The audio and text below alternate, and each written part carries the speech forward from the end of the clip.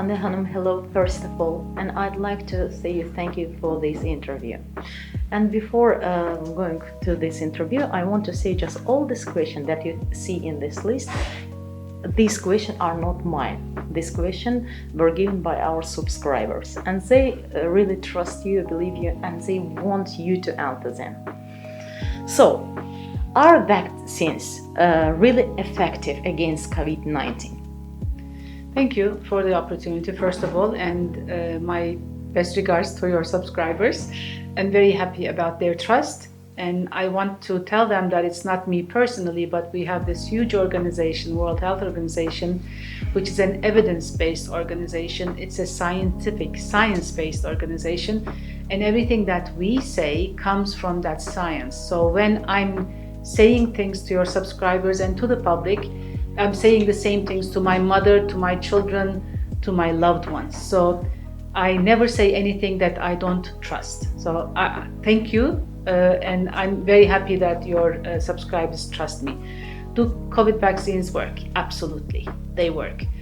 And as we get more and more information, we're seeing how much they work. The first numbers came from laboratory studies, and then some human experiments happened, etc. Now they are being used widely everywhere. Millions of vaccines have been administered, and they are being very carefully monitored.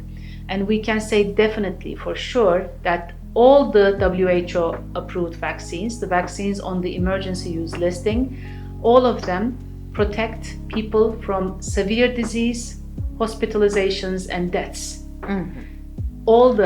This is very important. All the WHO emergency use listing vaccines protect people from severe disease, hospitalizations, and deaths. And this is very, very good news. Okay, that's okay.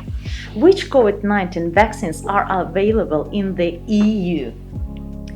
The EU has given permission to use, I believe, 4 vaccines, which are also on the WHO emergency use listing.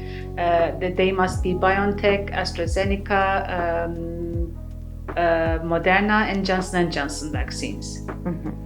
And do vaccinated individuals still need to follow personal protective measures? Very good question. Yeah. Short answer is yes, but let me tell you why. Why? This virus is changing. As you know, new variants are coming out, and we are not really sure how much the vaccine will be effective in protecting people. Until we reach a certain level of protection by vaccines in the world, we have to continue to protect ourselves using masks, avoiding crowded places and hygienic precautions, etc. So these are going to be important until we say that we are out of this pandemic. Great.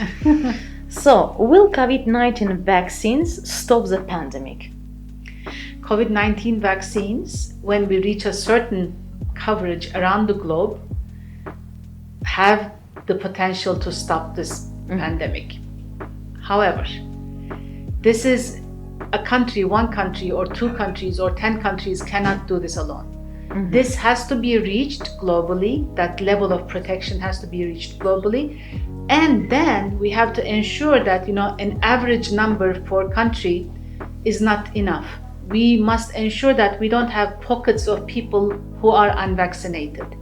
If we have those pockets of people who are unvaccinated, the disease can again get a hold in those communities and continue to spread. So this is really a global solidarity issue now. The whole world has to reach a certain level of protection so that we can declare the pandemic over. Oh, great. Can COVID-19 vaccines protect people against the virus when it has mutated? For example, there is information in mass media that we, for example, had the British stamp and a new stamp, it's Delta stamp by name. Yes. Currently, as I said, all these vaccines are protective against severe disease, hospitalizations, and deaths. Okay, so we can trust those vaccines to protect against these. Now, we are not really sure when a new variant of concern comes out, how it will react, how it will behave, how the vaccines will be protective against them. So these viruses always change. They have been changing. There have been hundreds of changes in their genetic material, and WHO is monitoring them to see if any of those changes are important. Important means either more transmissible, more severe, or whether they can escape the diagnostics, the tests that we have. So if any one of those, then WHO names them variants of concern and we monitor them.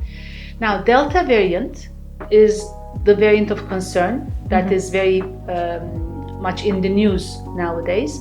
And there is some indication that the Delta variant may cause more transmission. And that means more transmission means more people will be ill and more people will be hospitalized, and etc., etc. So the good news is currently the vaccines are effective against severe disease, and everything that we're doing, like wearing masks, hand hygiene, keeping away from crowded places, all of those also are effective against the Delta variant and other variants that will come out in the future. This virus is changing. The more people it infects, the more variants we will see. So this is nothing unexpected. This is not a reason to panic, but it's a reason to be concerned and monitor the situation very, very closely and keep protecting ourselves. Very attentive. Which lasts longer, immunity after the disease or after COVID-19 vaccination? We haven't had enough time yet to understand very well how long the immunity lasts after vaccination, because the vaccinations have, I mean, you know that in Azerbaijan, when did we start vaccinating? Was it February? Somewhere around there. So it's only been some months, a number of months. So we really don't have enough data to say how long immunity will last after vaccination. We don't have enough data again to see how long immunity lasts after natural disease. So we don't really have the data to compare these two yet. The studies are ongoing, the clinical trials are ongoing, but we need a little bit more time to say. Normally, in some other diseases like measles, for instance, or diphtheria, etc., the childhood diseases that we have, normally natural disease incurs for some of those diseases lifelong immunity. And normally, for example, for some of those vaccines, we have to do some boosters in time. But we have no idea how this disease will behave, and we have to monitor closely and see. Okay. And the last question, what percentage of the population should be vaccinated to achieve herd immunity? I mean, this is different for each disease, okay? So we know that, for example, we have to reach over 80% for measles, for example, because it depends on how transmissible the disease is and how close the people are living and how much they interact, etc. For this disease, we don't have that figure yet. We don't. We can just assume, make an educated guess and say, over 70% maybe, but that's an educated guess for now, and I think that's what WHO is also recommending.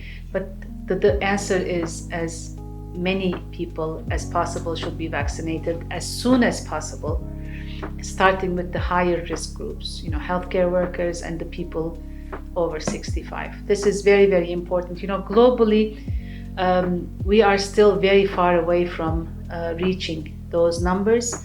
And Azerbaijan is lucky in the sense that they have already vaccinated millions of people. And I think overall vaccination is reaching close to over 25%. I think that's what I know. And globally, we are not even close to those numbers yet. So global solidarity, share the vaccines as much as possible, reach those at highest risk of dying first. This is very, very important. Hande, thank you very much for this interesting and at the same time very useful interview. Thank you so much. My pleasure. Thank you.